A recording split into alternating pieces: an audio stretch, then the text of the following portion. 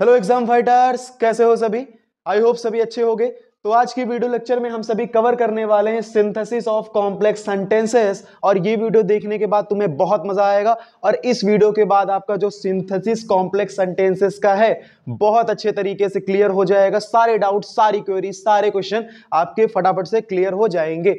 तो वीडियो फटाफट से स्टार्ट करते हैं। और इस वीडियो में हम सभी सीखने वाले हैं कि कॉम्प्लेक्स सेंटेंस क्या होता है और कॉम्प्लेक्स सेंटेंसेस का सिंथेसिस कैसे किया जाता है। ओके, तो मैं आपको बता दूं कि जैसा कि हम सभी ने पार्ट 1 वीडियो में कवर अप किया था कि सिंपल सेंटेंस का सिंथेसिस कैसे करना है, पार्ट 2 में हमने कवर किया कि कंपाउंड सेंटेंस का सिंथेसिस कैसे करना है। और इस वीडियो में हम सभी कवर करेंगे कि कॉम्प्लेक्स सेंटेंसेस का सिंथेसिस हमें कैसे करना है। तो जरा सी भी देर ना करते हुए वीडियो को फटाफट से स्टार्ट करते हैं। इस वीडियो में हम सभी देखने वाले हैं कि दो या दो से ज्यादा सिंपल सेंटेंसेस को जोड़ के कॉम्प्लेक्स सेंटेंस कैसे क्रिएट करना है। सबसे पहले आपको मैं ये बता दूं सिंथेसिस क्या होता है, जैसा कि हम सभी डिस्कस कर चुके हैं। देखो, सिंथेसिस का मतलब होता है दो सेंटेंसेस को जोड़ के कोई नया सेंटेंस बनाना। तो हमने पार्ट 1 वीडियो में क्या देखा, दो या दो से ज्यादा सिंपल सेंटेंसेस को जोड़ के एक सिंपल सेंटेंस बनाना। पार्ट 2 वीडियो में हम सभी ने देखा कि दो या दो से ज्यादा सिंपल सेंटेंसेस को जोड़ के एक कंपाउंड सेंटेंस बनाना। और इस पार्ट 3 वीडियो में हम देखने वाले हैं कि दो या दो से ज्यादा सिंपल सेंटेंसेस को जोड़ के कॉम्प्लेक्स सेंटेंस क्रिएट कैसे किया जाता है। तो बहुत आसान तरीके से, बहुत इजी मेथड से, बहुत ही बेहतरीन तरीके से स्टार्ट करते हैं। तो सबसे पहले तो यही बात कर लेते हैं कि कॉम्प्लेक्स सेंटेंस नाम का कीड़ा है क्या। ये कॉम्प्लेक्स सेंटेंस क्या होता है। जैसे सिंपल सेंटेंस में मैंने तुम्हें बताया, एक ऐसा सेंटेंस जिसमें केवल एक वर्ब होती है, एक सब्जेक्ट होता है, उसे बोलेंगे सिंपल सेंटेंस। कंपाउंड सेंटेंस में मैंने तुम्हें क्या बताया, जब दो सिंपल सेंटेंसेस को कोऑर्डिनेटिंग कंजंक्शन की हेल्प से क्रिएट जोड़ा जाता है, ऐड कर दिया जाता है, तो जो नया सेंटेंस बनता है उसे हम कंपाउंड सेंटेंस बोलते हैं। और एक कॉम्प्लेक्स सेंटेंस क्या होता है। अब एक चीज समझो, कॉम्प्लेक्स सेंटेंस समझने से पहले तुम्हें समझना होगा क्लॉज क्या होता है। अब जल्दी से कहानी फ्लैशबैक में जाते हैं, जल्दी से स्टार्ट करते हैं। देखो, कॉम्प्लेक्स सेंटेंस समझने से पहले, कॉम्प्लेक्स सेंटेंस समझने से पहले आपको समझना होगा कि क्लॉज क्या होता है। आपको समझना होगा कि क्लॉज क्या होता है। देखो, क्लॉज का मतलब होता है उपवाक्य। क्या होता है, क्लॉज का मतलब होता है उपवाक्य। देखो, क्लॉज क्या होता है, ये किसी बड़े से सेंटेंस का पार्ट होता है, ये किसी बड़े सेंटेंस का पार्ट होता है। देखो, जब कोई ग्रुप ऑफ वर्ड, जब कई सारे ग्रुप ऑफ वर्ड मतलब कई सारे शब्दों का समूह एक सेंटेंस की तरह बिहेव करता है। किसकी तरह बिहेव करता है, एक सेंटेंस की तरह बिहेव करता है, लेकिन फिर भी उसमें कोई कंप्लीट सेंस नहीं होता, मतलब उससे कोई पूर्ण भाव प्रकट नहीं होता, हम उसे क्लॉज बोलते हैं। आपने 6th 7th 8th स्टैंडर्ड में कहीं ना कहीं पढ़ा होगा क्लॉज क्या होता। तो क्लॉज हमारा दो तरह का होता है। एक हमारा होता है प्रिंसिपल क्लॉज। क्या होता है, एक हमारा होता है प्रिंसिपल क्लॉज और एक हमारा होता है सबऑर्डिनेट क्लॉज। क्या होता है, एक हमारा होता है सबऑर्डिनेट क्लॉज। तो एक हमारा होता है प्रिंसिपल क्लॉज, एक हमारा होता है सबऑर्डिनेट क्लॉज। ठीक है, तो सबसे पहले हम इन्हीं दोनों के ऊपर बात करेंगे। किसके ऊपर बात करेंगे, हम इन्हीं दो के ऊपर बात करेंगे, प्रिंसिपल क्लॉज और सबऑर्डिनेट क्लॉज के ऊपर। क्यों, क्योंकि जो हमारा कॉम्प्लेक्स सेंटेंस होता है वो प्रिंसिपल क्लॉज, हमारा जो कॉम्प्लेक्स सेंटेंस होता है वो प्रिंसिपल क्लॉज और सबऑर्डिनेट क्लॉज से बनता है। किससे बनता है, प्रिंसिपल क्लॉज और सबऑर्डिनेट क्लॉज से बनता है। ठीक है, हमारा जो कॉम्प्लेक्स सेंटेंस है वो प्रिंसिपल क्लॉज और सबऑर्डिनेट क्लॉज को जोड़ के बनता, मींस कि एक ऐसा सेंटेंस जिसमें कि एक प्रिंसिपल क्लॉज हो, एक सबऑर्डिनेट क्लॉज हो, तो उस सेंटेंस को हम क्या बोलेंगे, हम बोलेंगे कॉम्प्लेक्स सेंटेंस। बट अब सवाल ये उठता है, सवाल क्या उठता, सवाल सर ये उठता है कि अब ये प्रिंसिपल क्लॉज क्या है, सबऑर्डिनेट क्लॉज क्या है, तो इसके ऊपर डिस्कस कर लेते हैं। तो देखो, एक चीज, प्रिंसिपल क्लॉज क्या होता है, पहले बात करेंगे प्रिंसिपल क्लॉज के ऊपर। देखो, प्रिंसिपल क्लॉज वो क्लॉज होता है, ठीक है, प्रिंसिपल क्लॉज वो क्लॉज होता है जिसको कि अपना मीनिंग कंप्लीट करने के लिए, प्रिंसिपल क्लॉज वो क्लॉज होता है जिसको अपने अर्थ को प्रकट करने के लिए किसी दूसरे क्लॉज पे डिपेंड नहीं होना पड़ता। एग्जांपल अभी देके तुम्हें मैं क्लियर कर दूंगा। प्रिंसिपल क्लॉज वो क्लॉज होता है जिसको अपना मीनिंग कंप्लीट करने के लिए, अपने अर्थ को प्रकट करने के लिए किसी दूसरे क्लॉज पर या सेंटेंस पर निर्भर नहीं रहना पड़ता। वहीं सबऑर्डिनेट क्लॉज क्या होता है, वहीं हमारा जो सबऑर्डिनेट क्लॉज होता है, हमारा जो सबऑर्डिनेट क्लॉज होता है, इसको अपने मीनिंग को कंप्लीट करने के लिए, अपने अर्थ को प्रकट करने के लिए दूसरे क्लॉज पे डिपेंड होना पड़ता है। इतना क्लियर हो गया, दूसरे क्लॉज पे डिपेंड होना पड़ता है। और उसके बाद प्रिंसिपल क्लॉज को हम लोग प्रधान उपवाक्य बोलते हैं। क्या बोलते हैं इसको? हिंदी में बोलते हैं प्रधान उपवाक्य। क्या बोलते हैं? इसे बोलेंगे हम सभी, इसे बोलेंगे प्रधान उपवाक्य, और इसे हम बोलते हैं आश्रित उपवाक्य। क्या बोलते हैं? इसे बोलते हैं आश्रित उपवाक्य, क्योंकि ये दूसरे अपने अर्थ को प्रकट करने के लिए दूसरे क्लॉज पे डिपेंड करता। अब मैं एग्जांपल देके तुम्हें मैं क्लियर कर दूं। देखो हमने क्या देखा, कॉम्प्लेक्स सेंटेंस क्या होता है? कॉम्प्लेक्स सेंटेंस एक ऐसा सेंटेंस होता है जिसमें एक प्रिंसिपल क्लॉज और एक सबऑर्डिनेट क्लॉज होता है। प्रिंसिपल क्लॉज वो क्या होगा? जो अपने मीनिंग को, जो अपने अर्थ को पूरा करने के लिए किसी दूसरे पे डिपेंड नहीं रहेगा, एग्जांपल अभी बता रहा हूं। और सबऑर्डिनेट क्लॉज क्या होगा? जो अपने मीनिंग को कंप्लीट करने के लिए दूसरे पे डिपेंड होगा। जैसे मैंने तुम्हें एक एग्जांपल दे दिया, जैसे मैंने कहा I know the man, I know the man, I know the man who is a doctor, I know the man who is a doctor. मैं एक आदमी को जानता हूं, मैं उस आदमी को जानता हूं जो कि एक डॉक्टर है, मैं उस आदमी को जानता हूं जो कि एक डॉक्टर है। अब मैं तुम्हें यहां पे प्रिंसिपल क्लॉज सबऑर्डिनेट क्लॉज बताता हूं। ये जो स्टार्टिंग में इतना लिखा हुआ है ये हमारा प्रिंसिपल क्लॉज है। क्या है? ये हमारा प्रिंसिपल क्लॉज है। क्यों प्रिंसिपल क्लॉज है? पढ़ो इसको। लिखा हुआ है आई नो द मैन, मैं एक आदमी को जानता हूं, मैं एक आदमी को जानता हूं। अब ये जो सेंटेंस लिखा हो मैं एक आदमी को जानता हूं, ठीक है, कोई आदमी होगा जिसे मैं जानता होऊंगा, तो इसको अपना मीनिंग कंप्लीट करने के लिए किसी दूसरे सेंटेंस पे डिपेंड होने की जरूरत है क्या? नहीं है। मींस कि अगर हम इतना ही लिखें केवल क्लॉज, तब भी यहां से एक सेंस निकल रहा, एक मीनिंग निकल रहा कि हाँ किसी आदमी के बारे में बताया गया कि मैं एक आदमी को जानता हूं। अभी भी नहीं क्लियर हुआ तो आगे देखो, लिखा हुआ है हु इज अ डॉक्टर, जो एक डॉक्टर है, हु इज द डॉक्टर, ये है सबऑर्डिनेट क्लॉज। क्या है? ये है हमारा सबऑर्डिनेट क्लॉज। क्या है ये हमारा है सबऑर्डिनेट क्लॉज। इसी को बोलते हैं आश्रित उपवाक्य। मींस कि इसको अपना मीनिंग कंप्लीट करने के लिए अपने प्रिंसिपल क्लॉज पे डिपेंड होना पड़ेगा। क्यों डिपेंड होना पड़ेगा? अगर इतना हटा दो, इतना सेंटेंस क्या करो, हटा दो, इतना क्लॉज हटा दो, तो क्या बचेगा? बचेगा हुई, अरे यार हट ही गया, तो बचेगा केवल हु इज अ डॉक्टर। अगर केवल इतना पढ़ो हु इज अ डॉक्टर, तो इसका हिंदी में मीनिंग क्या निकलेगा? जो एक डॉक्टर है। अरे भैया कौन डॉक्टर है? किसके बारे में बात की जा रही? कहां की बात की जा रही? कोई कुछ मीनिंग क्लियर है? नहीं क्लियर हो पा रहा। इसीलिए अगर हम केवल इतना लिखेंगे हु इज अ डॉक्टर, जो एक डॉक्टर है, तो किसके बारे में बात की जा रही? कौन एक डॉक्टर? यहां पे कोई मीनिंग क्लियर नहीं हो पाएगा। तो यहां पे इसको अपना मीनिंग कंप्लीट करने के लिए अपने आगे वाले क्लॉज पे, अपने आगे वाले सेंटेंस पे डिपेंड रहना पड़ेगा कि आई नो द मैन, मैं एक आदमी को जानता हूं जो एक डॉक्टर है। क्लियर हुआ इतना? मींस प्रिंसिपल क्लॉज क्या होगा? जो सबऑर्डिनेट क्लॉज के मीनिंग को कंप्लीट करेगा और अपने मीनिंग को कंप्लीट करने के लिए दूसरे पे डिपेंड नहीं रहेगा। और सबऑर्डिनेट क्लॉज क्या होगा? जिसको कि अपना मीनिंग कंप्लीट करने के लिए प्रिंसिपल क्लॉज की हेल्प लेनी पड़ेगी। क्लियर हो गया? कॉम्प्लेक्स और कॉम्प्लेक्स सेंटेंस क्या होता है? जिसमें एक प्रिंसिपल क्लॉज, एक सबऑर्डिनेट क्लॉज होता है। अब बात कर लेते हैं कि हम दो या दो से ज्यादा सिंपल सेंटेंसेस को जोड़ के, ऐड करके, कंबाइन करके एक नया कॉम्प्लेक्स सेंटेंस कैसे क्रिएट करेंगे। तो रूल पे देख लेते हैं, आगे रूल क्या लिखे हुए हैं देखो। Complex formation of complex sentences, complex sentence बनाने का फॉर्मेशन क्या है? By using subordinate clause. ठीक है, हम सबऑर्डिनेट क्लॉज का यूज करके कॉम्प्लेक्स सेंटेंस का फॉर्मेशन करेंगे। कैसे करेंगे? सुनो इधर देखो, हमें दो या दो से ज्यादा सिंपल सेंटेंसेस को जोड़ के, हमें दो या दो से ज्यादा सिंपल सेंटेंसेस को जोड़ के कॉम्प्लेक्स सेंटेंस बनाना है। क्या बनाना? एक कॉम्प्लेक्स सेंटेंस बनाना। तो उसमें से हम करेंगे क्या? उसमें से एक सिंपल सेंटेंसेस को हम प्रिंसिपल क्लॉज मान लेंगे। क्या मान लेंगे? एक को हम प्रिंसिपल क्लॉज मान लेंगे। मींस उसमें कोई भी चेंज नहीं करेंगे, वो जैसे लिखा हुआ है चुपचाप लिख देंगे। समझ में आया? जैसे लिखा हुआ है चुपचाप लिख देंगे, मतलब इसमें कोई चेंज नहीं होगा। एक सिंपल सेंटेंसेस को हम मान लेंगे प्रिंसिपल क्लॉज। क्या मान लेंगे? Principal clause. और उसमें से जो दूसरा सिंपल सेंटेंस होगा, या जो अदर सिंपल सेंटेंसेस होंगे, उनको हम सबऑर्डिनेट क्लॉज बना देंगे। क्या बना देंगे? उनको हम सबऑर्डिनेट क्लॉज बना देंगे। क्या बना देंगे? उन्हें हम सबऑर्डिनेट क्लॉज बना देंगे। लेकिन सवाल ये होता है, भैया चलो प्रिंसिपल क्लॉज तो सेम टू सेम रख दिया, कोई दिक्कत नहीं, लेकिन सबऑर्डिनेट क्लॉज बनाना है तो कैसे बनाएंगे?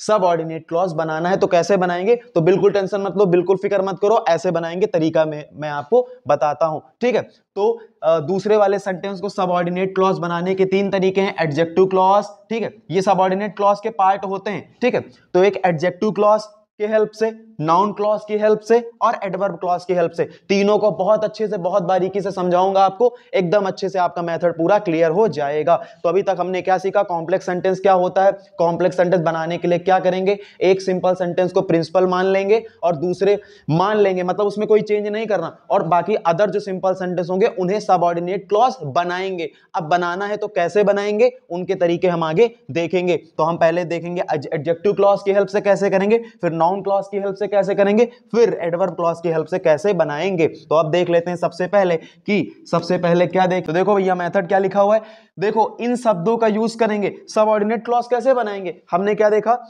कि एक सिंपल सेंटेंस को प्रिंसिपल क्लॉज मान लेंगे कोई चेंज किए बिना, ठीक।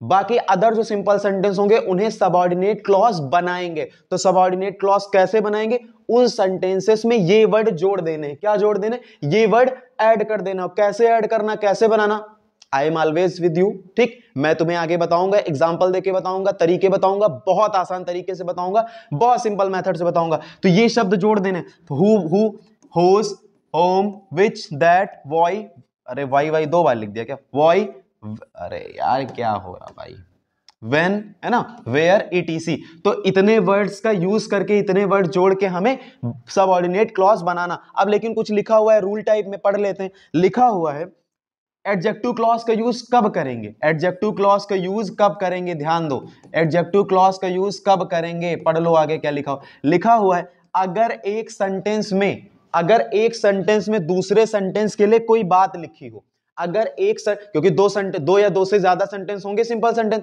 तो अगर एक सिंपल सेंटेंस में किसी दूसरे सिंपल सेंटेंस के बारे में कुछ लिखा होगा, या सिंपल सा कहने का मतलब है अगर एक सिंपल सेंटेंस दूसरे वाले सिंपल सेंटेंस की व्याख्या कर रहा होगा, उसको क्वालिफाई कर रहा होगा, उसकी विशेषता बता रहा होगा, है ना, तो क्या करेंगे, ठीक है, तो उस सेंटेंस को एडजेक्टिव क्लॉज बना देंगे। क्या बना देंगे, तो हम उस सेंटेंस को एडजेक्टिव क्लॉज बना देंगे। और एडजेक्टिव क्लॉज बनाएंगे कैसे, जो मैंने कुछ वर्ड तुम्हें बता रखे, इन वर्ड्स का यूज करके। वो वर्ड्स कौन से हैं, who, whose, whom, which, that, why, when, where, ठीक है। इतने हो गए तो समझ में आ गया। अब कैसे करेंगे आगे देखते हैं। देखो आगे सेंटेंस लिख रखा है, देखो ध्यान से, लिखा है, क्या लिखा है यहाँ पे लिखा हुआ है I know the man he is a doctor. और तुम्हें एक सबसे आसान तरीका बताऊं, सबसे आसान तरीका ये है कि जब कभी भी हमें सिंथेसिस करना होता है, जब कभी भी हमें सिंथेसिस करना हो, तो जो सेंटेंस हो, क्या हो, तो जो सेंटेंस हो उनका हिंदी मीनिंग माइंड में निकाल लो और हिंदी में उन्हें कनेक्ट करके देखो, तो हिंदी के जिस रूप में वो जुड़ रहे हैं सिंपल सा इंग्लिश में ट्रांसलेट कर दो। कैसे करना बता रहा हूं तुम्हें तरीका। देखो भैया लिखा आई नो द मैन, मैं उस आदमी को जानता हूं, ही इज अ डॉक्टर, मैं एक आदमी को जानता हूं, ही इज अ डॉक्टर, वो एक डॉक्टर है। तो हिंदी में क्या हो जाएगा, मैं एक आदमी को जानता हूं जो एक डॉक्टर है, मैं एक आदमी को जानता हूं जो एक डॉक्टर है। तो देखो जो ह्यूमंस होते हैं, ह्यूमंस के लिए हम हु लगाएंगे, क्या लगाएंगे, हु लगाएंगे। तो देखो हु लगाएंगे, क्या लगाएंगे, आई नो द मैन, मैं एक आदमी को जानता हूं। अब उस आदमी के बारे में क्या लिखा कि ही इज अ डॉक्टर, वो एक डॉक्टर। तो मैंने कहा दो सिंपल सेंटेंसेस में अगर एक सिंपल सेंटेंस में दूसरे सिंपल सेंटेंस के बारे में कुछ लिखा हो, जैसे ये आई नो द मैन, मैं आदमी को जानता हूं, वो आदमी क्या है, उस आदमी के बारे में लिखा गया ना कि हाँ वो डॉक्टर है, तो जब उसके बारे में लिखा हुआ हो तो इस वाले सेंटेंस को हम बना देंगे एडजेक्टिव क्लॉज। क्या बना देंगे, एडजेक्टिव क्लॉज। और एडजेक्टिव क्लॉज बनाना कैसे है, इन शब्दों का यूज करके। तो इसमें पहला शब्द हु लिखा हुआ है तो लगा सकते हैं, क्या लिख सकते हैं, लिख सकते हैं I know the man, I know the man, मैं उस आदमी को मैं एक आदमी को जानता हूं, who is a doctor, who is a doctor, I know the man who is a doctor, मैं एक आदमी को जानता हूं जो एक डॉक्टर है। ह्यूमन के लिए हु लगाओगे। क्लियर हुआ, समझ में आया। बहुत आसान तरीके से मैंने तुम्हें बताने की कोशिश करी है। आगे देख लेते हैं भैया। आगे ह्यूमन के अलावा बाकी जो कुछ लिखा हुआ हो, अगर किसी चीज के, अगर इंसान है हम सभी के बारे में तो हम सभी हु लगाएंगे ना, हु, WHO। और अगर किसी चीज के बारे में तो विच लगाएंगे। ध्यान रखना ह्यूमन है तो ज्यादातर केसेस में हु लगाओगे, कोई चीज है, कोई छोटे मोटा कीड़ा मकोड़ा है, कोई पक्षी, बर्ड वगैरह, कोई जानवर वगैरह है, तो विच लगाओगे। क्या लगाओगे, विच, WICH, है ना। उसके बाद दिस इज माई पेन, ये मेरा पेन है, इट इज वेरी कॉस्टली। तो पहले सेंटेंस में कहा गया ये देखो पेन है ना, दूसरे सेंटेंस में बताया गया पेन बहुत महंगा है, पेन बहुत कॉस्टली। यानी कि अगर एक सेंटेंस में दूसरे सेंटेंस के बारे में कुछ लिखा हो, पेन पेन के बारे में क्या लिखा कि बहुत महंगा है, तो जिस सेंटेंस में उसके बारे में मतलब कि ये वाला जो सेंटेंस है इस वाले सेंटेंस को क्वालिफाई कर रहा। कैसे क्वालिफाई कर रहा? अरे इसमें पेन की बात बताई गई है, ठीक, इस वाले सेंटेंस में पेन जो कि एक नाउन है, तो इस नाउन की क्वालिटी बता रहा है कि नाउन ये पेन क्या है, कॉस्टली। तो जिस सेंटेंस में विशेषता बताई जाए, क्वालिटी बताई जाए, उस वाले सेंटेंस को हम बदल देंगे एडजेक्टिव क्लॉज में। एडजेक्टिव क्लॉज में कैसे बदलेंगे? इन वर्ड्स का यूज करके। तो मैंने बताया कि किसी ह्यूमन के लिए, इंसान के लिए हो तो हु लगाओगे, किसी चीज के लिए हो तो विच लगा दोगे। तो क्या हो जाएगा? लिखा हुआ है दिस इज माई पेन, ये मेरा पेन, इट इज वेरी कॉस्टली, ये बहुत महंगा है। तो बोलेंगे क्या? ये मेरा पेन है जो बहुत महंगा है, ये मेरा पेन है जो बहुत महंगा है। तो क्या कर देंगे? बहुत आसान है, बहुत आसान है, हो जाएगा this is my pen, this is my pen which is very costly, which is very costly, which is very costly. Clear हो गया? इतना समझ में आया? नहीं समझ में आया तो कमेंट बॉक्स ओपन है तुम्हारे लिए, है ना। ओके, अगला क्वेश्चन देख लेते हैं भैया। आगे देखो भाई, the man was caught, the man was caught, है ना, क्या ही स्टोल माई वॉच, वो आदमी पकड़ा गया, वो आदमी पकड़ा गया। ही स्टोल माई वॉच, उसने मेरी घड़ी चुरा ली थी। वो आदमी पकड़ा गया, उसने मेरी घड़ी चुरा ली थी। तो यहां पे एक आदमी के बारे में बताया गया, दूसरे सेंटेंस में कहा गया कि उस आदमी ने मेरी घड़ी चुरा ली थी। तो जब एक सेंटेंस में एक सेंटेंस के बारे में कुछ लिखा हो, जब एक सेंटेंस में दूसरे सेंटेंस के बारे में कुछ लिखा हो, तो दूसरे वाले, तो इस वाले सेंटेंस को क्या बना दोगे? Adjective clause. क्यों एडजेक्टिव क्लॉज बनाओगे? क्योंकि ये क्वालिफाई कर रहा है इस वाले सेंटेंस को। वो आदमी पकड़ा गया, कौन पकड़ा गया? उसने क्या किया था? ही स्टोल में, उसने मेरी घड़ी चुराई थी। तो क्या कर लोगे? इसको एडजेक्टिव क्लॉज में क्या करोगे? चेंज कर दोगे। तो लिखोगे द मैन, वो आदमी, तो क्या बोलोगे? वो आदमी जिसने मेरी घड़ी चुराई थी पकड़ा गया। तो ह्यूमन के लिए क्या लगाओगे? हु लगाओगे। क्या लगाओगे? हु लगाओगे। लिखोगे the man who stole my watch, who stole my watch, who stole my watch. ठीक है, वॉज कॉट, वॉज कॉट, ठीक, कॉट, ठीक है, वो आदमी जिसने मेरी घड़ी चुराई थी पकड़ा गया। एक तरीके से और इसे कर सकते हो, ऐसे भी तो लिख सकते हो ना, ये भी तो तरीका है लिखने का। लिख सकते हो the man was caught, the man was caught who stole my watch, who stole my watch, who stole my watch. Clear हो गया? वो आदमी पकड़ा गया जिसने मेरी घड़ी चुराई थी। क्लियर हो गया इतना? अगले सेंटेंस पे बढ़ जाते हैं। क्या लिखा हुआ है?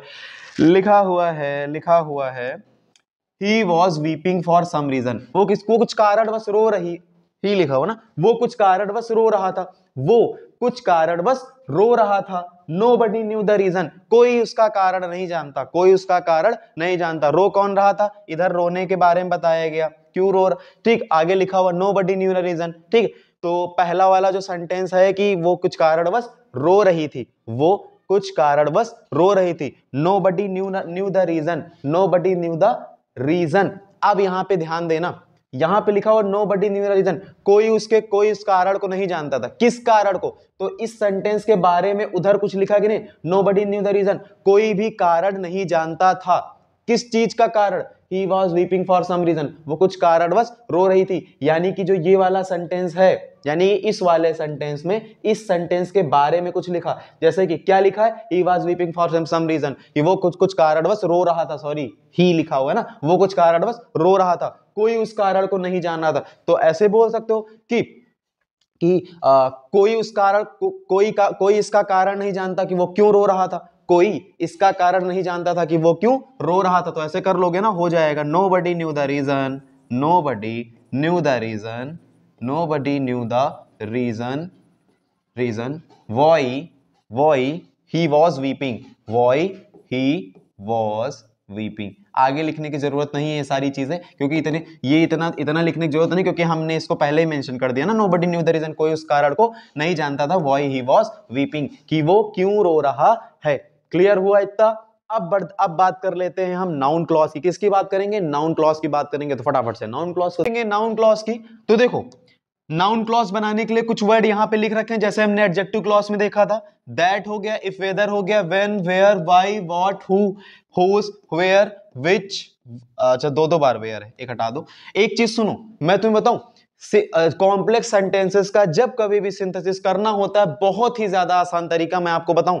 आप हिंदी में दोनों सेंटेंसेस को पढ़ो, उसके बाद हिंदी में दोनों को कनेक्ट करने का कोशिश करो, जिस फॉर्म में वो दोनों कनेक्ट हो रहे हैं उनको इंग्लिश में ट्रांसलेट कर दो। और जब इंग्लिश में ट्रांसलेट करना तो इन वर्ड्स का यूज कर लेना, दैट हो गया, हुज हो गया, व्हेन हो गया, वेयर हो गया, व्हाई हो गया, व्हाट हो गया। और मैं आपको बताऊं, आप जब ट्रांसलेट करोगे तो कहीं ना कहीं ये वर्ड्स माइंड में आएंगे, केवल आप इन शब्दों को एक बार याद कर लो कि हाँ ये वर्ड्स होते हैं। और आप एक चीज और अभी पढ़ोगे, क्या पढ़ोगे, ठीक है, जो नाउन क्लॉज होता है वो 5 तरीके से यूज होता है, ठीक है, कितने तरीके से होता है, वो 5 तरीकों से यूज होता है। Object to the verb means कि वर्ब के ऑब्जेक्ट की तरह, ऑब्जेक्ट टू द प्रीपोजिशन एक प्रीपोजिशन के ऑब्जेक्ट तरह मींस प्रीपोजिशन के बाद में, कॉम्प्लीमेंट टू द वर्ब किसी वर्ब को कंप्लीट करने के लिए एक वर्ब के कॉम्प्लीमेंट के रूप में, ठीक है, और case in apposition to the noun मतलब किसी नाउन की व्याख्या करने के लिए, अपोजिशन व्याख्या करने के लिए, और उसके बाद सब्जेक्ट टू द वर्ब और किसी वर्ब के सब्जेक्ट के फॉर्म में कैसे करना है, सेंटेंस को कैसे कनेक्ट करना, हम एग्जांपल देके आपको बता रहे हैं। देखो भैया इधर, तो अब देखो बहुत आसान सा, आप एग्जांपल देखोगे आपको बहुत आसान लगेगा, ठीक है, हो सकता है रूल पढ़ने में आपको थोड़ा सा कठिन लग सकता है, बट एग्जांपल पढ़ने में आपको बहुत ही ज्यादा आसान लगेगा, वो आप खुद देखोगे। लिखा क्या हुआ, लिखा हुआ है आई से इट, मैंने कहा, आई से इट मैंने कहा, he is a good man, मैंने कहा he is a good man, I say it he is a good man. तो इसको क्या बोल सकते हो, मैंने ऐसा कहा कि वो एक अच्छा आदमी, मैंने कहा कि वो एक अच्छा आदमी, मैंने कहा he is a good man, वो एक अच्छा आदमी।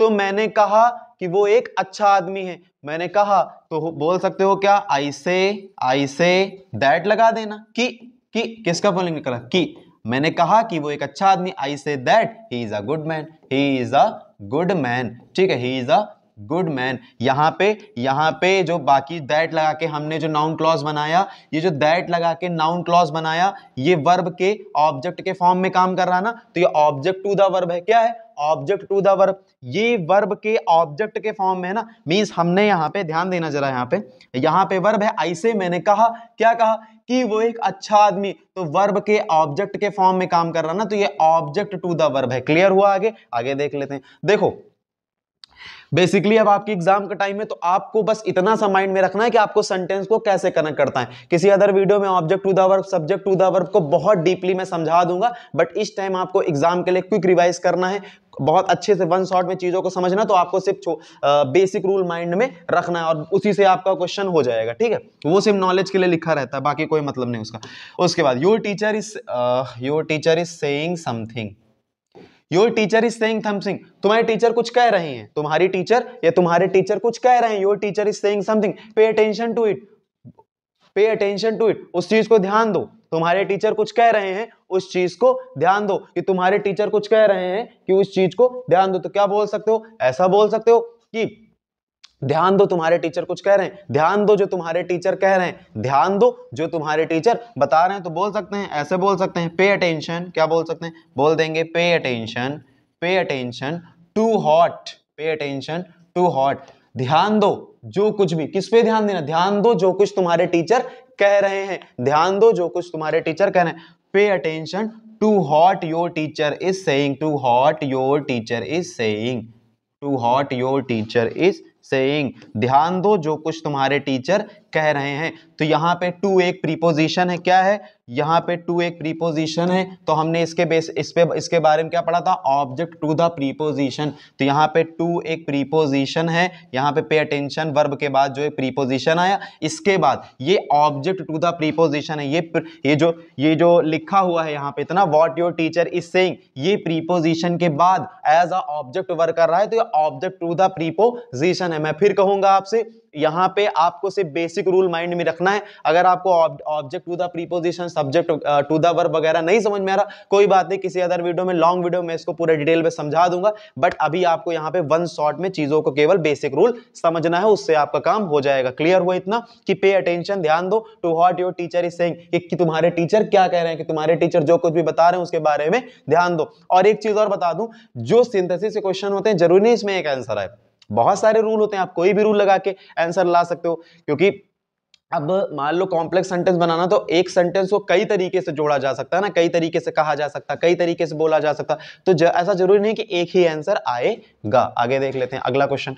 तो अगला क्वेश्चन हमारा लिखा हुआ है द होप इज, ऐसी आशा है, ठीक है, ये आशा है, शी विल रिटर्न टुमारो, ऐसी आशा है, शी विल रिटर्न टुमारो, ठीक है। तो क्या लिखा है, एक मिनट, सेपरेट सही है ना, the hope is she will, हाँ, ऐसी आशा है, शी विल रिटर्न, बहुत आसान क्वेश्चन, ये आशा है, क्या आशा है, शी विल रिटर्न टुमारो, तो ऐसे बोल सकते हो ऐसी आशा है कि वो कल वापस आ जाएगी, ये आशा है वो कल वापस आ जाएगी, तो जोड़ दो इनको, क्या हो जाएगा, ये आशा है, ऐसी आशा है कि कल वो वापस आ जाएगी, तो हो जाएगा the hope is that she will return tomorrow, she will return tomorrow, ठीक। यहां पे केवल इतना द होप इज था, केवल वर्ब तक था, वर्ब के बाद कुछ नहीं लिखा, द होप इज ऐसी आशा है, वर्ब के बाद कुछ नहीं लिखा था, तो ये कॉम्प्लीमेंट ऑफ द वर्ब, मतलब कि वर्ब को क्या कर रहा, ये सेंटेंस जुड़ के वर्ब को कंप्लीट कर रहा है, तो कॉम्प्लीमेंट टू द वर्ब हो जाएगा। मैं अगेन कहूंगा, इस पे अभी आपको सिर्फ बेसिक रूल समझना है, बाकी ज्यादा कोई दिक्कत नहीं है ना। तो क्लियर हो गया, ऐसी आशा है कि कल वो वापस आ जाएगी। उसके बाद ये कि को डिनोट करने के लिए हम ज्यादातर दैट का यूज कर रहे हैं, किसका यूज कर रहे हैं, ज्यादातर हम दैट का यूज कर रहे हैं। अगला क्वेश्चन देख लेते हैं, ये तो केस इन अपोजिशन वाला हो गया, देख के समझ में आ रहा। देखो, Gandhi ji was shot dead, Gandhi ji was shot dead, Gandhi ji की हत्या हो गई, गांधी जी की हत्या हो गई, मतलब उन्हें शूट कर दिया गया। The news spread all over the country, ये खबर पूरे देश में फैल गई, लाइक अ वाइल्ड फायर, ठीक है, ये खबर जंगल की आग की तरह पूरी कंट्री में फैल गई। तो इसको ऐसे बोल सकते हो, ये खबर कि गांधी जी की मृत्यु हो गई है, ये गांधी जी को शॉट कर दिया गया, किल कर दिया गया, पूरे देश में फैल गई। जैसा कि हमने on hearing the news she fainted वाला एक क्वेश्चन पढ़ा था ना, कि मतलब केस इन अपोजिशन में कैसे किसी नाउन की व्याख्या करते हैं, तो देख लो, ऐसे बोल सकते हैं द न्यूज, ये खबर, कौन सी खबर, द न्यूज, ठीक है, कौन सी खबर, that Gandhi ji was shot, that Gandhi ji की के लिए हम देखो की डिनोट करने के लिए ज्यादातर हम दैट का यूज कर रहे हैं, किसका यूज कर रहे हैं, दैट का यूज कर रहे हैं। The news that Gandhi ji was shot dead, that Gandhi ji was shot dead, ठीक है। एक मिनट, ये क्या हो गया यार, the news that Gandhi ji was shot dead, Gandhi ji was shot dead spread all over the country, comma लगा लगा करना, spread all over the country, spread all over the country, spread all over the country like a wildfire, like a wildfire, like a wildfire, जंगल की आग की तरह। Clear हो गया, इतना क्लियर हो गया, कोई दिक्कत कोई परेशानी कमेंट बॉक्स में कमेंट कर सकते हो। अगला क्वेश्चन हमारा क्या लिखा हुआ है, अब इसको दो तरीके से कर सकते हैं। यू आर अ थीफ, तुम एक चोर हो, it is known to all, ऐसा सब लोग जानते हैं, तुम एक चोर हो ऐसा सब लोग जानते हैं, तो इसको ऐसे कर सकते हो, that you are a thief, कि तुम एक चोर हो, that you are a thief, कि तुम एक चोर हो, ऐसा सब लोग जानते हैं, is known to all, is known to all, कि तुम एक चोर हो ऐसा सब लोग जानते हैं, ऐसे बोल सकते हो। और इसको ऐसे भी बोल सकते हो कि तुम एक चोर हो ऐसा सब लोग जानते हैं, ठीक, या ऐसा बोल सकते हो it is known to all, ऐसा सब लोग जानते हैं कि तुम एक चोर हो, तो ये भी तो इसका आंसर हो सकता है, इसके दो आंसर हो सकते हैं। ऐसे भी बोल सकते हो, it is known to all, it is known to all that you are a thief, that you are a thief. Clear हो गया, इतना क्लियर हो गया, कोई दिक्कत। लिखा हुआ है आई, एक minute, can say can not होगा, यहाँ पे थोड़ा सा गलत लिखा हुआ है, तो हो जाएगा आई कैन नॉट से, आई कैन नॉट से शी विल सम, मैं नहीं कह सकता, क्या नहीं कह सकता, शी विल सम, वो वापस आएगी। आई कैन नॉट से मैं नहीं कह सकता, शी विल कम, वो वापस आएगी, तो ऐसे कर सकते हो, मैं नहीं कह सकता कि क्या वो वापस आएगी, मैं, ठीक है, कि वो, सॉरी, वापस नहीं, कि क्या वो आएगी, मैं नहीं कह सकता कि क्या वो आएगी, कि क्या वो आएगी। तो जब कभी भी कंडीशन या सिचुएशन को दिखाना होता है तो हम सभी यूज करते हैं इफ या वेदर का। किसका यूज करेंगे, इफ या वेदर का। इसका हिंदी मतलब है कि क्या वो आएगी, कि क्या ऐसा होगा, तो इफ या वेदर का यूज करेंगे कंडीशन या सिचुएशन दिखाने के लिए। समझ में आया, तो लिख दोगे इसको, आई कैन नॉट से, ठीक है, if she will come, if she will come. Clear हो गया, इतना क्लियर हो गया, ठीक है, क्लियर हो गया, अच्छे से क्लियर हो गया, ओके। तो आई होप कि आपको नाउन क्लॉज बहुत अच्छे तरीके से क्लियर हो गया होगा, आपको एडजेक्टिव क्लॉज बहुत अच्छे तरीके से क्लियर हो गया होगा। ओके, एडवर्ब क्लॉज, ठीक है। तो यहां पे लिखा हुआ है बाय यूजिंग एडवर्ब क्लॉज। अब हम एडवर्ब क्लॉज का यूज करके दो सिंपल सेंटेंसेस को जोड़ के एक कॉम्प्लेक्स सेंटेंस बनाएंगे। तो बहुत आसान तरीका है, बहुत इजी मेथड है। जैसे हमने एडजेक्टिव क्लॉज में पढ़ा कि जब एक सेंटेंस दूसरे सेंटेंस को क्वालिफाई कर रहा होता है, जब एक सेंटेंस दूसरे सेंटेंस को या दूसरे सेंटेंस के नाउन या प्रोनाउन को क्वालिफाई कर रहा होता है, तो उस सिचुएशन में हम एडजेक्टिव क्लॉज का यूज करते हैं। और उसके बाद जब एक सेंटेंस दूसरे सेंटेंस के नाउन की तरह काम कर रहा होता है, जब एक सेंटेंस दूसरे सेंटेंस के नाउन की तरह वर्क कर रहा होता है, तो हम नाउन क्लॉज का यूज करते हैं। अब एडवर्ब क्लॉज का यूज कब करेंगे? तो जब एक सेंटेंस दूसरे सेंटेंस के वर्ब, एडजेक्टिव या फिर एडवर्ब को क्वालिफाई करता है, तो इस मेथड का यूज किया जाता। मींस कि सेंटेंस वन, सेंटेंस टू, तो जब एक सेंटेंस दूसरे सेंटेंस के वर्ब या एडजेक्टिव या फिर एडवर्ब को मॉडिफाई कर रहा होता है, क्वालिफाई कर रहा होता है, सीधा उस जब पहले सेंटेंस का दूसरे सेंटेंस के वर्ब, एडजेक्टिव या एडवर्ब से सीधा रिलेशन होता है या फिर क्वालिफाई कर रहा होता है, तो उस सिचुएशन में हम एडवर्ब क्लॉज का यूज करते हैं। नहीं समझ में आया? नहीं समझ में आ रहा क्या बोल रहा हूं? बहुत आसान तरीका, एग्जाम्पल देके अभी क्लियर कर दूंगा आपको। मैं एक एग्जाम्पल बताऊंगा, पूरी तरीके से क्लियर हो जाएगा, लेकिन पहले रूल सुन लो, है ना, रूल पढ़ लो, बहुत आसान तरीके से मैं डाउट तुम्हारा क्लियर कर दूंगा। तो एडवर्ब क्लॉज हमारा इतने तरीकों का होता है। जैसे एडवर्ब के काइंड हमने पढ़े, एडवर्ब ऑफ टाइम होता है, एडवर्ब ऑफ प्लेस होता है जो प्लेस को डिफाइन करता, टाइम जो टाइम को डिफाइन करता। तो बहुत आसान तरीका है ना, मैं बताऊंगा अभी। देखो, एडवर्ब क्लॉज टोटल 9 मेथड होते हैं इसके। Time, place, reason, condition, comparison, contrast, result, purpose, manner. और इन सब का यूज कब होता है, कैसे होता है, आगे मैं आपको रूल और एग्जांपल के साथ क्लियर कर दूंगा। तो आगे देखते हैं क्या लिखा हुआ है। तो सबसे पहला हमारा है टाइम। तो देखो, आप सुनो इधर, जब किसी एक सेंटेंस की, जब कोई एक सेंटेंस दूसरे सेंटेंस के वर्ब का, मींस की किसी वर्ग का, जब कोई एक सेंटेंस दूसरे सेंटेंस में जो चीजें लिखी हुई हैं, जो काम हो रहा है, उसका टाइम बता रहा होता है। क्या बता रहा होता है? टाइम बता रहा होता है। तो वहां पे हम time, adverb clause of time का use, adverb clause of time का यूज कब होगा? सेंटेंस पढ़ के मैं तुम्हें क्लियर किए दे रहा हूं। लिखा हुआ है आई वेटेड फॉर हिम, मैंने उसका इंतजार किया। आई वेटेड फॉर हिम, मैंने उसका इंतजार किया। I waited till his arrival, means की मैंने उसके आने तक इंतजार किया, मैंने उसके आने तक इंतजार किया। तो दोनों सेंटेंस में कोई टाइम बताया जा रहा, क्या बताया जा रहा? टाइम, टाइम से रिलेटेड है कि मैंने उसका इंतजार किया, ठीक, इंतजार किया, ठीक है, कोई काम हो रहा कि हाँ इंतजार करना, वेटेड एक वर्ब है, क्या है? एक वर्ब है, मैंने उसका इंतजार किया। लेकिन कब तक इंतजार किया? I waited till his arrival, मैंने उसके पहुंचने तक, मैंने उसके आने तक उसका इंतजार किया। यानी कि समय क्या है? उसके आने तक इंतजार किया। यानी कि यहां पे टाइम डिनोट हो रहा, क्या डिनोट हो रहा? टाइम। तो इस टाइप का सिंथेसिस करने के लिए हम यहां पे वर्ड लेंगे, व्हेन यूज करेंगे, व्हाइल यूज करेंगे, टिल यूज करेंगे, until, before, after, as soon as, whenever. इन सभी वर्ड्स का अलग अलग सेंटेंसेस में यूज करेंगे। जब सेंटेंस आप पढ़ोगे तो आपको सेंस क्लियर हो जाएगा। एक और चीज मैंने तुम्हें बताई जो मोस्ट इंपॉर्टेंट है, कि जब कभी भी सिंथेसिस के क्वेश्चन तुम्हारे सामने आते हैं, तो सबसे पहले सिंथेसिस के क्वेश्चन को माइंड में ट्रांसलेट करो कि हिंदी में इसका मतलब क्या निकल रहा, देन उन्हें हिंदी में कनेक्ट करके देखो, जिस रूप में जुड़ रहे हैं उसी रूप में ये सभी वर्ड्स का यूज करके, रिलेटिव वर्ड्स का यूज करके कनेक्ट कर दो। लिखा हुआ है आई वेटेड फॉर हिम, मैंने उसका इंतजार किया। I waited till his arrival, मैंने उसके पहुंचने तक उसका इंतजार किया। तो ऐसे बोल सकते हो, क्या बोल सकते हो? ऐसे आप बोल सकते हो कि मैंने उसका इंतजार किया जब तक वो, मतलब कि मैंने उसके आने तक उसका इंतजार किया, मैंने उसके पहुंचने तक उसका इंतजार किया। तो देखो तक को एक मिनट थोड़ा कलर चेंज कर लेते हैं। तो देखो ये जो वर्ड होता है तक, इसको हम बोलते हैं टिल। क्या बोलते हैं? टिल। हमने पढ़ा है, जैसे कि मैंने प्रीपोजिशन वाले में बताया था, अनटिल का मतलब जब तक, स्टिल का मतलब तब तक, टिल का मतलब तक होता है, आने तक, पहुंचने तक, शाम तक, टिल इवनिंग, सुबह तक, टिल मॉर्निंग, है ना। तो तक को डिनोट करने के लिए हिंदी इंग्लिश में वर्ड होता है टिल। तो क्या होगा? इसका हो जाएगा आई वेटेड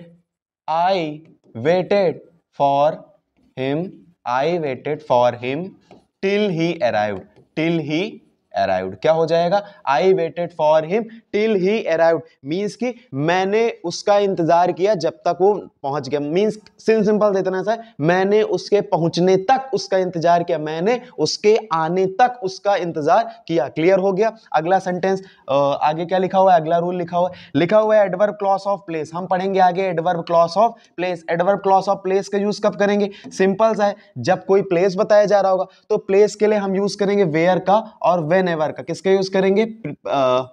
वेयर एवर का। ठीक है, वेयर का और वेयर एवर का। ठीक है, वेयर का मतलब आपको पता होता है कहां, ठीक है, और वेयर एवर का मतलब क्या होगा? वेयर एवर का मतलब होता है जहां, जहां पर भी, जहां पर भी। अब आगे सेंटेंस पढ़ते हैं, पूरा क्लियर हो जाएगा। लिखा हुआ है he went to many places, वो बहुत जगह गया। He went to many places, वो बहुत जगह गया है, बहुत जगह गया है ना। ही वॉज वेलकम्ड एवरीवेयर, ठीक है, उसका प्रत्येक जगह क्या किया गया? स्वागत किया गया। वो बहुत जगह गया है, उसका प्रत्येक जगह स्वागत किया गया है। ठीक है, वो प्रत्येक जगह गया है, उसका हर जगह स्वागत किया गया। तो ऐसे बोल सकते हो वो जहां भी गया उसका स्वागत किया गया। वो जहां भी गया उसका स्वागत किया, वो जहां कहीं भी गया उसका स्वागत किया गया। तो बोलोगे क्या बोलोगे?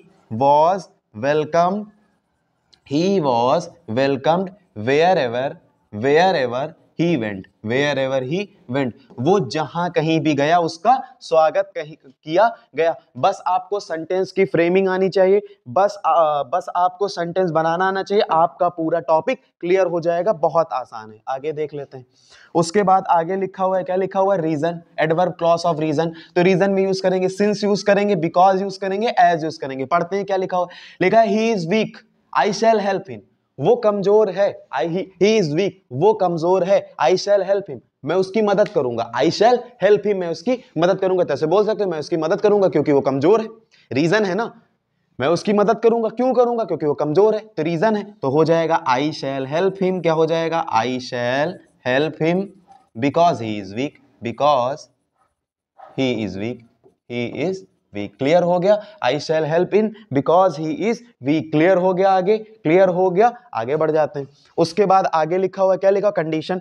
हम पढ़ेंगे आगे एडवर्ब क्लॉज ऑफ कंडीशन। तो कंडीशन दिखाने के लिए इफ का यूज करोगे, अनलेस का यूज करोगे, इन केस का यूज करोगे। तो सेंटेंस पढ़ के मैं आपको क्लियर करता हूं कैसे करना। देखो, do not work too much, बहुत ज्यादा वर्क मत करो, बहुत ज्यादा काम मत करो, ज्यादा काम मत करो। You will lose your health, तुम अपना स्वास्थ्य गवा बैठोगे, मतलब बीमार पड़ जाओगे, अस्वस्थ हो जाओगे। ज्यादा काम मत करो, नहीं तो ज्यादा काम मत करो, you will lose your health, तो अपना स्वास्थ्य खो बैठोगे, अस्वस्थ हो जाओगे। तो ऐसे बोल सकते हो। तो यहां पे कंडीशन दिखा रहा, क्या दिखा रहा? कंडीशन। कंडीशन क्या है? अगर तुम ज्यादा वर्क करोगे तो तुम बीमार पड़ जाओगे, अस्वस्थ हो जाओगे। अगर तुम ज्यादा वर्क करोगे तो अस्वस्थ हो जाओगे। ऐसे सेंटेंस जोड़ सकते हो ना, तो जोड़ने के लिए तो बोल देंगे अगर तुम ज्यादा काम करोगे तो अपना स्वास्थ्य खो बैठोगे। तो हो जाएगा if you work too much, if you work too much you will lose your health, you will lose your health, if you work too much you will lose your health। Clear हो गया इतना? अब बढ़ जाएंगे आगे। तो अगला हमारा क्या लिखा हुआ है? अगला लिखा हुआ है कंपैरिजन, मतलब तुलना। तुलना करने के लिए देन का यूज करेंगे, हमने पढ़ा है कॉम्परेटिव डिग्री में, है ना। सो का यूज कर सकते हैं।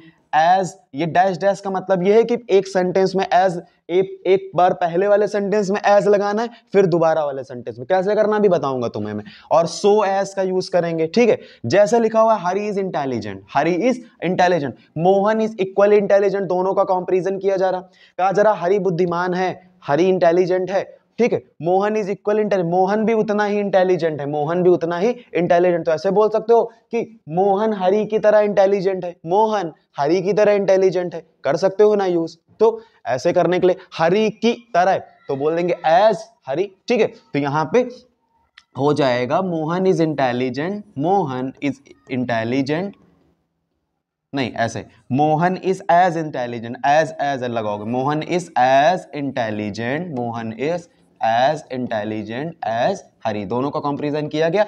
Mohan is as intelligent as, ठीक है, तो एज का यूज कर सकते हो, सो एज का यूज कर सकते हो, सो का यूज करते हो, देन का यूज कर सकते हो। सेंटेंस पढ़ोगे अलग अलग टाइप के सेंटेंस में अलग अलग तरीके आप लगा सकते हो। लेकिन मैं आपको फिर से बता दूं कि अगर आपको सिंथेसिस बहुत अच्छे तरीके से सीखना है तो आपको कुछ बेसिक ग्रामर आनी चाहिए, क्योंकि अगर बेसिक ग्रामर मान लो आपको नहीं पता देन कहां लगता है, आपको नहीं पता एज कैसे लगाएंगे, तो थोड़ा सा आपको प्रॉब्लम होगी। इसीलिए आप इसको पढ़ने से पहले एडजेक्टिव वगैरह, वर्ब वगैरह सारी चीजें बेसिक की क्लियर कर लो, तभी आपको सिंथेसिस अच्छे से समझ में आएगा। अदरवाइज आपको सिंथेसिस के क्वेश्चन करने में प्रॉब्लम होगी, फिर आप बोलोगे हमें समझ में नहीं आता। समझ रहे हो मेरी बात को?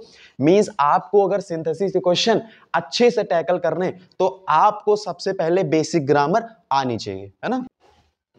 आगे कॉन्ट्रास्ट, तो कॉन्ट्रास्ट में वो सारी बातें होंगी जो एक दूसरे की विरोधी होंगी। मतलब कि एक सेंटेंस में अलग कोई बात लिखी, एक सेंटेंस में उसी की कोई विरोधी, कोई अपोजिट बात लिखी, तो इसके लिए डू का यूज करेंगे, आल दो का यूज करेंगे, इवन का यूज करेंगे, इफ का यूज करेंगे। लिखा हुआ ही इज पुअर, वो गरीब है, ही इज ऑनेस्ट, इस तरह का हमने सिंपल सेंटेंस में किया था कि कंपाउंड में किया था, शायद किसी एक में किया था। He is poor, he is honest, वो गरीब है, वो ईमानदार है। तो ऐसे बोल सकते हो कि यद्यपि वो अमीर है, यद्यपि वो अमीर है मींस वो सॉरी यद्यपि वो गरीब है, वो गरीब तो है लेकिन ईमानदार है, वो गरीब तो है लेकिन ईमानदार है। तो बोलोगे आल दो he is poor but honest, poor but honest, ठीक है।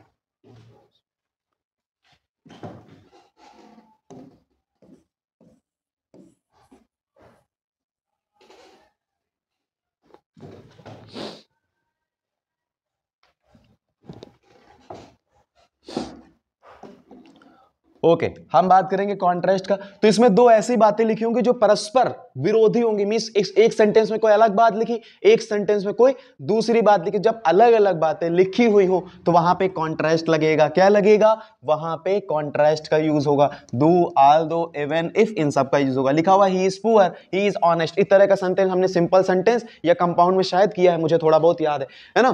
तो ऐसे बोल सकते हो वो गरीब तो है लेकिन ईमानदार है, वो गरीब तो है लेकिन वो ईमानदार है। तो बोल सकते हो यद्यपि वो गरीब है, ईमानदार भी है ना। तो ऐसे लिख सकते हो, क्या बोल सकते हो? आल दो, वो गरीब तो है, आल दो ही इज पुअर, आल दो he is poor, comma he is honest, he is honest, वो गरीब है लेकिन ऑनेस्ट है, वो गरीब तो है ईमानदार भी है ना। आल दो यद्यपि वो गरीब है लेकिन ईमानदार है। आगे बात करेंगे रिजल्ट। आगे क्या लिखा हुआ है? आगे लिखा हुआ है रिजल्ट, है ना। इसका यूज कैसे करें? रिजल्ट मतलब परिणाम, ठीक है। जब एक सेंटेंस दूसरे सेंटेंस का परिणाम बता रहा हो तो सो दैट का यूज करेंगे। किसका यूज करेंगे? सो दैट का। लिखा हुआ है ही वॉज वेरी पुअर, वो बहुत गरीब था, he could not by this book, इसीलिए वो उस किताब को नहीं खरीद सका, वो बहुत गरीब था इसलिए वो किताब को नहीं खरीद सका। ऐसे चेंज कर सकते हो। पहला सेंटेंस वो बहुत गरीब था, दूसरा sentence he could not by this book, वो इस किताब को नहीं खरीद सका। तो जोड़ दो, क्या हो जाएगा? वो बहुत गरीब था इसलिए वो किताब को नहीं खरीद सका। तो हो जाएगा ही वॉज सो पुअर, ही यहां पे सो लगाएंगे, अब सो दैट का यूज करेंगे। He was so poor that he could not by this book, by this book. Clear हो गया? इतना क्लियर हो गया? आगे बढ़ जाते हैं, है ना। आगे एक मिनट, आगे लिखा हुआ है। उसके बाद अगला है हमारा पर्पस। पर्पस का मतलब उद्देश्य। यहां पे क्या यूज होगा? एक सेंटेंस में सो दैट लगेगा, दूसरे में मे या माइट लगेगा, एक में इन ऑर्डर दैट लगेगा, दूसरे में फिर मे या माइट लगेगा, ठीक है। एक में अगर लिस्ट लगेगा, दूसरे में फिर शुड लगेगा। मे या माइट कब लगेगा तुम्हें पता है? अगर प्रेजेंट में हुआ तो मे लगेगा, पास्ट में हुआ तो माइट लगेगा, इतना ध्यान देना। लिखा हुआ है आई ड्रू माई स्वॉर्ड, मैंने अपनी तलवार चलाई। I want to defend myself, मैं अपने आप की प्रतिरक्षा करना चाहता था, अपने आप का बचाव करना चाहता था, अपने आप को बचाना चाहता था। तो ऐसे बोल सकते हो मैंने अपनी तलवार चलाई क्योंकि मैं अपने आप को बचाना चाहता था, ठीक है, क्योंकि मुझे अपने आप को बचाना था। तो बोल सकते हो I drew my sword, I drew my sword so that I wanted, यानी कि पास्ट में है तो माइट लग जाएगा, I might defend my self, I might defend my self. Clear हो गया? I drew my sword so that, I drew my sword so that I might defend my self. इतना क्लियर हो गया? आगे बढ़ जाते हैं। उसके बाद आगे लिखा हुआ है मैनर। मैनर का मतलब तरीका, ठीक। तो मैनर बताने के लिए एज यूज होगा, as far as use, sorry so far as use होगा। तो उसके बाद लिखा you had treated me in a certain way, तुमने मुझे एक निश्चित तरह से ट्रीट किया। ट्रीट करना मतलब होता है कि किसी के साथ कोई व्यवहार करना ना, कैसा भी व्यवहार करना, ठीक। तुमने मेरे साथ एक निश्चित व्यवहार किया, जैसा व्यवहार किया। आई will treat you in the same way, I will treat you in the same way means कि मैं भी तुम्हारे साथ वैसा ही व्यवहार करूंगा, वैसे ही व्यवहार करूंगा। तो ऐसे बोल सकते हो, मैं तुम्हारे साथ वैसा व्यवहार करूंगा जैसा तुमने मेरे साथ किया, ठीक। क्या करेंगे? इसका क्या करेंगे? मैं तुम्हारे साथ वैसा व्यवहार करूंगा जैसा तुमने मेरे साथ किया। तो हो जाएगा I will treat you, I will treat you as you have treated me, as you have treated me, जैसा तुमने मेरे साथ किया है। क्लियर हो गया? इतना क्लियर हो गया पूरा? ओके, क्लियर हो गया। अब हमारा आज से पूरा जो सिंथेसिस का टॉपिक है, सिंथेसिस का पार्ट है, एक मिनट, हमारा जो पूरा ओवरऑल सिंथेसिस है वो पूरा कवर हुआ, ठीक है। सिंथेसिस पूरा कवर हुआ। बट मैं अगेन तुम्हें एक चीज बता दूं, सबसे इंपॉर्टेंट है, सिंथेसिस के लिए आपको बेसिक ग्रामर आनी चाहिए। सिंथेसिस के लिए आपको क्या आना चाहिए? आपको बेसिक ग्रामर आनी चाहिए, और प्लस आपको टेंसेस के बारे में, मींस कि टेंसेस या ट्रांसलेशन के बारे में नॉलेज होना चाहिए। क्यों? क्योंकि तभी आप सिंथेसिस के क्वेश्चंस को अच्छे से टैकल कर पाओगे, अच्छे से समझ पाओगे। तो आई होप आपका सिंथेसिस का पूरा टॉपिक क्लियर हो जाएगा, क्लियर हो गया होगा, ठीक है। अगर कोई भी इससे रिलेटेड डाउट है, कोई क्वेरी है, तो फिर आप मुझसे पूछ सकते हो। और एक बहुत ही इंपॉर्टेंट मैसेज आप सभी के लिए, एक बहुत जरूरी सोचना, एक बहुत इंपॉर्टेंट नोटिस है आप सभी के लिए कि जो हमारा टेलीग्राम चैनल है, टेलीग्राम चैनल वो लॉन्च हो चुका है, टेलीग्राम चैनल लॉन्च हो चुका है, और बहुत जल्दी उस पर स्टडी मटेरियल प्रोवाइड कर दिया जाएगा। और टेलीग्राम चैनल की लिंक चैनल पे बहुत ही जल्द अपलोड कर दी जाएगी। अभी थोड़ा सा चैनल पे वर्क करना बाकी है, देन उसके बाद टेलीग्राम चैनल की लिंक तुरंत ही चैनल पे अपलोड कर दी जाएगी। तब तक के लिए मिलते हैं किसी नेक्स्ट वीडियो में किसी नए टॉपिक के साथ। तब तक के लिए मैं आपका दोस्त, आपका भाई, आपसे विदा लेता हूं। फिर मिलेंगे किसी और टॉपिक के साथ, किसी और जानकारी के साथ। जय हिंद, जय भारत, वंदे मातरम। और हाँ, जाते जाते चैनल को सब्सक्राइब जरूर कीजिएगा, लाइक, शेयर, सब्सक्राइब। ओके।